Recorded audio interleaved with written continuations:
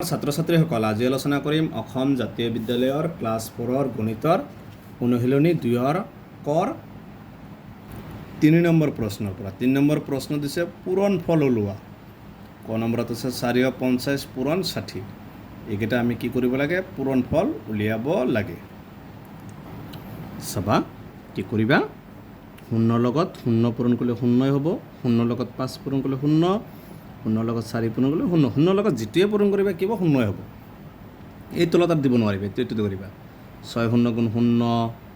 6 5 গুণ 30 30 ৰ 0 হাতত 3 6 4 গুণ 24 24 3 কিমান হ'ব 27 যোগ কৰি দিওঁ 0 0 0 7 2 মানে এইটো হৈছে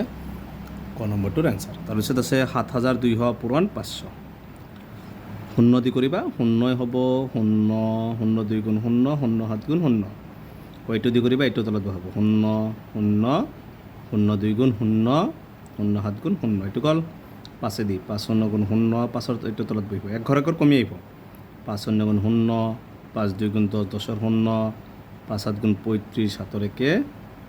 37 যোগ কৰি দিয়া 0 0 0 0 0 6 আৰু 3 3 6 তাৰপিছত 1 2 3 4 5টা 0 এইটো হৈছে খ নম্বৰটোৰ এনসাৰ তাৰপিছত আছে 4000 পূৰণ 340 চাবা এইটো 0 আছে 0 0 লগত 0 পূৰণ কৰিলে 0 0 লগত 0 0 লগত 4 পূৰণ কৰিলে 0 4 0 গুণ 0 4 0 গুণ 0 4 0 গুণ 0 4 3 4 4 গুণ 16 3 0 গুণ 0 3 0 গুণ 0 3 0 গুণ 0 3 4 গুণ 12 0 0 0 0 6 3 1 এইটো হৈছে গ নম্বৰটোৰ এনসাৰ তাৰপিছত আছে চাবা 5000 পূৰণ 600 এইটো তোমালোকে এক কাম কৰিবা মই এটা বস্তু শিকাই দিওঁ শৰ্টকৈ কৰি দিওঁ বা 2 লাইনতো কৰিব পাৰিবা 2 লাইনতো কৰি দিওঁ চাবা 3 লাইনতো কৰি দিওঁ 0 আগৰ নিচিনাই কৰি দি আছোঁ 0 0 0 5 গুণ 0 হ'ল